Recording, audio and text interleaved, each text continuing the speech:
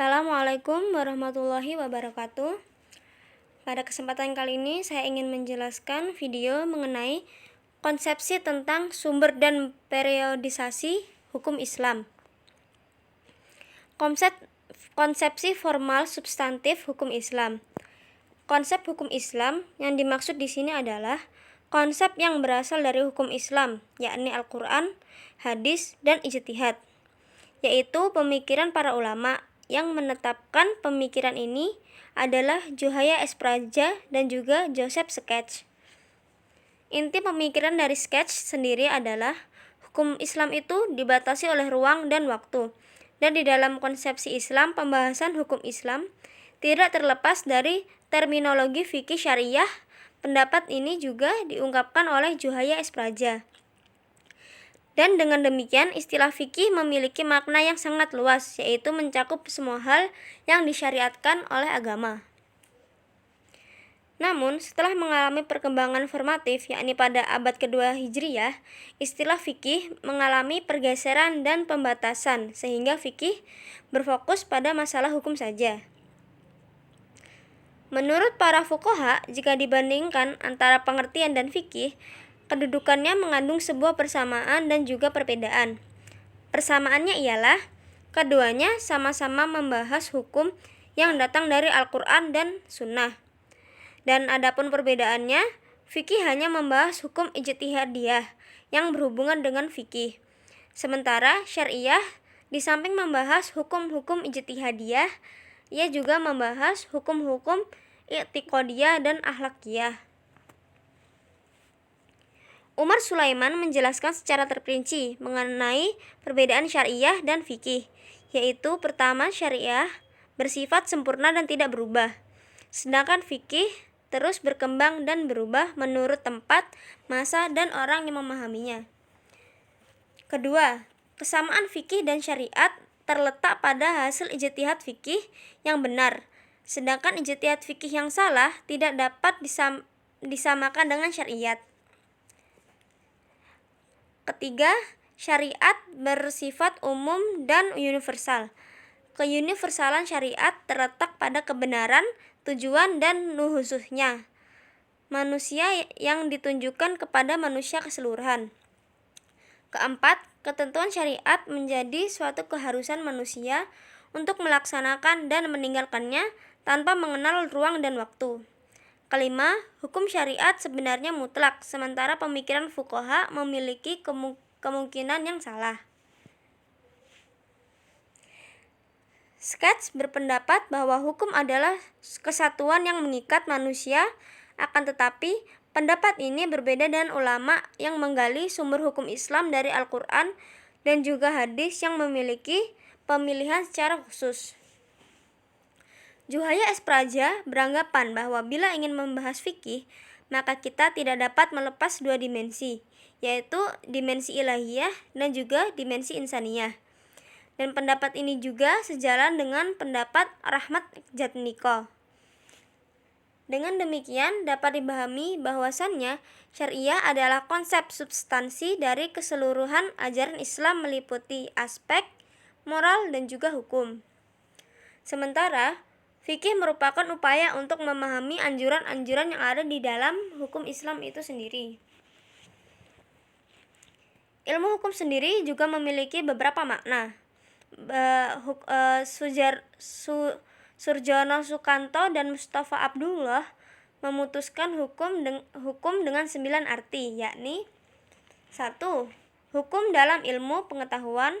2. Hukum dalam arti disiplin atau sistem ajaran tentang kenyataan. 3. Hukum dalam arti kaidah atau norma. 4. Hukum dalam arti tata hukum atau hukum positif tertulis. 5. Hukum dalam arti keputusan penjabat. 6. Hukum dalam arti petugas. 7. Hukum dalam arti proses pemerintahan. 8. Hukum dalam arti perilaku yang teratur dan juga tetap. Dan yang terakhir, hukum dalam arti jalinan nilai-nilai.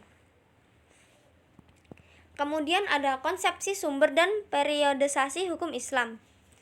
Sketch berpendapat bahwa sumber hukum Islam pertamanya datang dari tradisi masyarakat Arab pra-Islam atau hukum adat yang telah ada selama bertahun-tahun dan bukan berasal dari Al-Quran ataupun Sunnah. Padahal jika lebih dicermati lagi dan dipahami, tradisi-tradisi tersebut juga merupakan bagian dari syariah. Para ahli hukum Islam menilai prinsip-prinsip adat sebagai salah satu sumber hukum Islam yang sekunder dan bukan primer. Sebagaimana pada pandangan Sketch dalam artian diaplikasinya prinsip-prinsip adat tersebut. Bahkan Kaulson berpendapat bahwa Al-Quran bukanlah kumpulan atau bahkan bukan buku hukum, melainkan suatu daya tarik manusia untuk menaati hukum. Sketch juga beralasan bahwa sunnah Nabi bukan hukum Islam yang kedua, melainkan hanya tradisi atau sunnah dari aliran pemikiran. Akan tetapi, Rahman menolak pendapat Sketch yang mengatakan bahwa tidak ada hadis dogmatis jenis apapun. Bagaimana Sketch berasumsi seperti itu misalnya?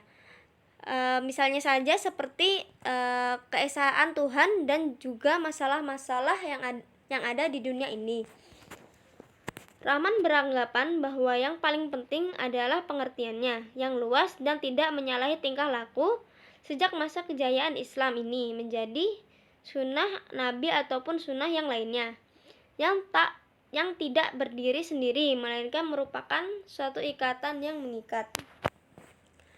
Terdapat beberapa perbedaan mengenai penentuan kapan periode hukum Islam, terutama di kalangan para ulama. Namun pada akhirnya mereka sepakat bahwa periode hukum Islam dimulai dari zaman Rasulullah.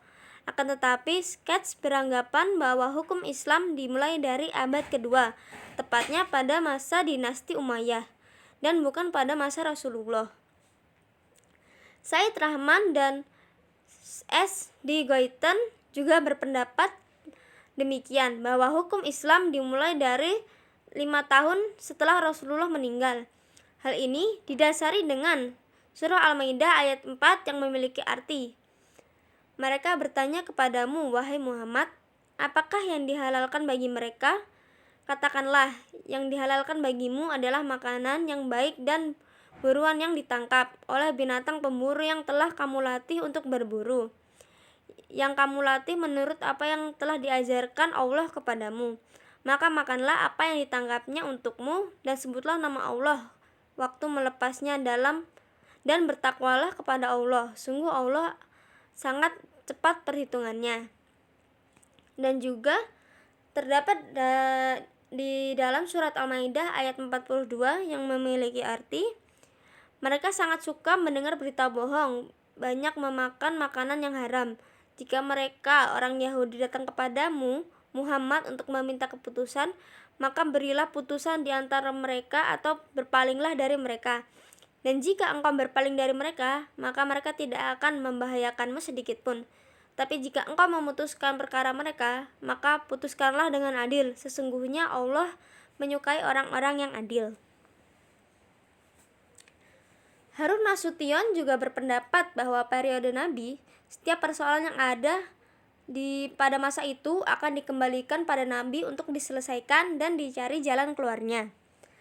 Dengan ini, pemikiran Sketch dalam pengertian ulama-ulama barat tidaklah realistis, karena seperti yang kita ketahui bahwa masa hukum Islam pada awal-awal dibedakan menjadi 2 fase, yaitu fase Makkah dan juga fase Madinah. Hukum yang ada di dalam Al-Quran dapat dibedakan menjadi 2, yaitu hukum ibadah dan hukum muamalah. Adapun yang digolongkan ke dalam hukum ibadah adalah sholat, zakat, haji, dan nazar. Sedangkan hukum yang terdapat pada muamalah adalah meliputi hukum yang bertujuan untuk membangun keselarasan hubungan antara manusia dengan manusia. Muamalah juga mencakup pembagian harta pusaka seperti yang telah dilakukan oleh bangsa Arab pra-Islam. Sketch beranggapan bahwa ketiga golongan yang ada pada masa itu, yakni golongan Mu'tazilah, Khawarij, dan Syiah, tidak menghasilkan hukum, walaupun Sketch sendiri mengakui ketiga golongan tersebut menghasilkan hukum semata-mata karena mempertimbangkan berdasarkan teologis dan bukan berdasarkan hukum. Berdasarkan apa yang telah dibaca, kita dapat beranggapan bahwa bentuk-bentuk hukum Islam yang terkandung di dalam Al-Quran berbeda dengan bayangan sketch. Hal ini terbukti karena sketch membuat formasi hukum Islam dengan hanya berdasarkan pada pemerintahan Bani Umayyah. Jadi kita dapat mengetahui di sini ya, sketch itu dia kekurangan banyak informasi dari hadis-hadis dan juga Al-Quran. Kemudian konsepsi metode panggilan hukum Islam.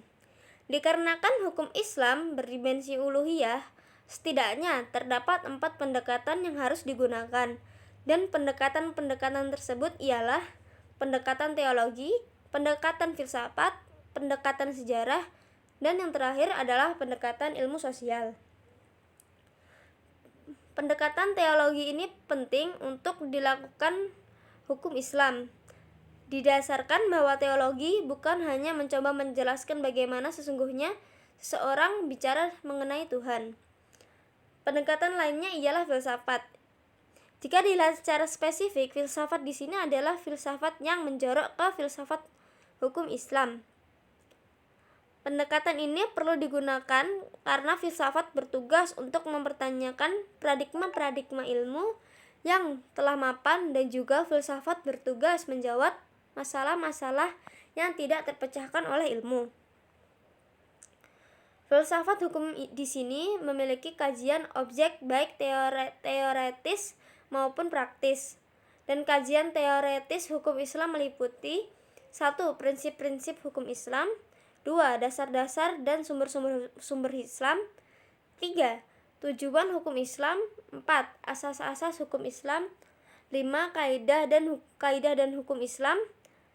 Sementara kajian objek praktis filsafat hukum Islam meliputi jawaban-jawaban atas pertanyaan-pertanyaan seperti mengapa manusia melakukan muamalah dan mengapa manusia harus diatur oleh hukum Islam.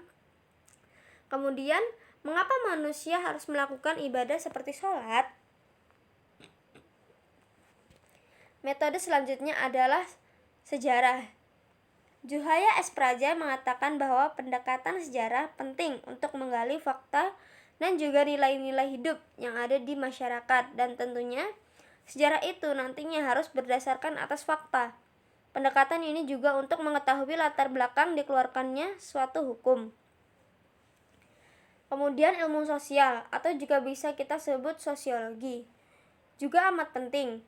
Sosiologi hukum ini bertujuan melakukan pendekatan terhadap objek kajian hukum, yang nantinya dengan melakukan pendekatan sosial, kita juga dapat memberikan penjelasan terhadap praktik-praktik hukum yang tengah terjadi dari masa ke masa. Mungkin cukup sekian video yang dapat saya sampaikan. Mungkin masih banyak kekurangan dari segala bentuk yang ada di video ini. Atas perhatiannya saya mohon maaf dan terima kasih. Wassalamualaikum warahmatullahi wabarakatuh.